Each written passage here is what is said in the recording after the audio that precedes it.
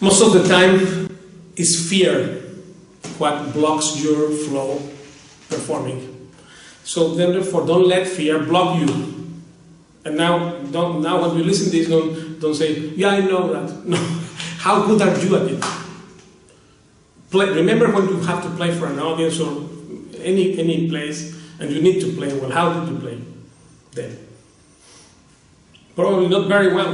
And then this means you have not yet go beyond that limitation. So this aspect of fear, and this is because of many reasons, but one thing is that you are not prepared enough.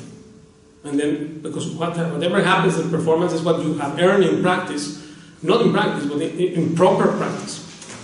And practicing properly is rare. Very few people practice properly guitar. Anyone who does not have a teacher or do all things himself, this doesn't work. In other aspects maybe work, but I said always do it yourself and be confused forever. Because in flamenco guitar, I haven't seen one person who can do the things without a teacher. Some things they can do, but really not a big advanced step, right? That's why Paco never recorded this. He didn't accept it. I remember he refused to record this contract of doing, you know, when Steve Vai and Aldimeola and other players, electric players, were doing this kind of tutorials of 1 hour to where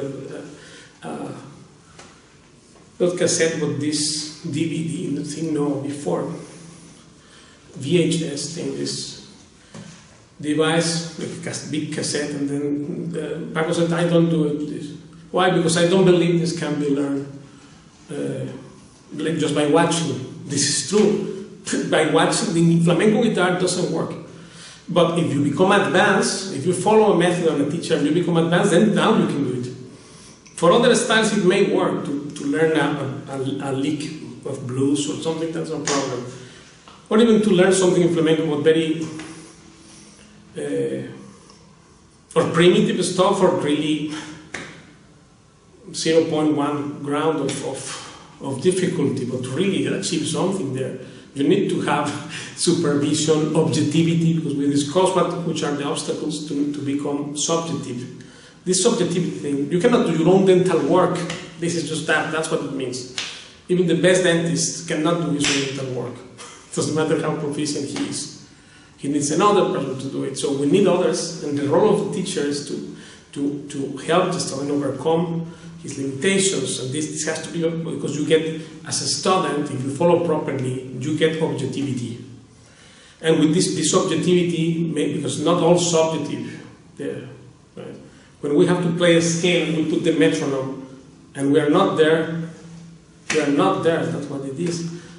It doesn't matter how you imagine you are okay. But if you, of course, if you never test that way, like most of the people don't know at what speed they play in minor melodic scale or the rasgueos, or they don't know. My students keep track of everything written and also recording unlisted videos of their homeworks. And this way it works great because they can prove it. They can say, this, look, last February I was playing this way, now I can do this. Last year in August I was doing this, and now.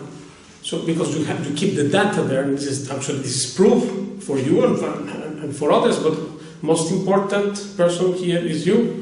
So if you have proof of this, objective proof, but you record something, you prove it. This is why. That's the fact. And then, of course, the more you work, then you become strong. You become strong means fear will not grab you by the neck. Otherwise, if you play with most people, listen to this thing, and also we have done this mistake. play with fear. We are playing and we feel fear. Fear of failing, fear of not getting the next chord, fear of not, oh my God, this passage is coming, oh well, and then this doesn't help. Right? This fear of what this guy will think of me if I do a mistake, etc. The mind plays many tricks. So this thing has to be understood and then trained also how to not fall there. This is a matter that will, of course, if you do, it seems a complex thing, but it's not. As soon as you follow a teacher, if you have 20 minutes a day to practice, you can join, for instance, in my lessons. I don't know if you want to play flamenco, but suppose you want to play rock or other thing. You need to find a proper teacher and then follow that method and do proper practice. Not how much, but proper. And then once you do that, then you become more confident, which means less fearful. And then great performances will be there. If you see, just remember a great performance was played fearlessly. It was not played in fear. If you play in fear mood, the best of you does not come out. So this we have to avoid. Luego que descubrí ahí la improvisación. La improvisación es algo que yo pienso que cada músico del estilo que sea, del clásico, del flamenco, de cualquier otra música debería aprender, porque en la improvisación te da mucha libertad y a la vez te da mucho conocimiento de dónde estás tocando, de cómo estás tocando, de qué armonías están en cada momento, ¿no? Muy bien, Pablo. Sí, Paco, ¿qué es para usted la música popular y qué es la música elitista? Yo creo que la música elitista es el refinamiento de la música popular. Por ejemplo, el flamenco. El flamenco originalmente es una música popular, una música del pueblo de Andalucía. Pero creo que ya no le pertenece más al pueblo, porque de pronto habemos gente que nos hemos pasado toda una vida encerrados, puliendo esa expresión popular. Entonces ha llegado a un nivel en el que el pueblo ya no tiene acceso, sobre todo a los matices que vamos consiguiendo la gente como yo, que nos pasamos muchas horas elaborando esa música.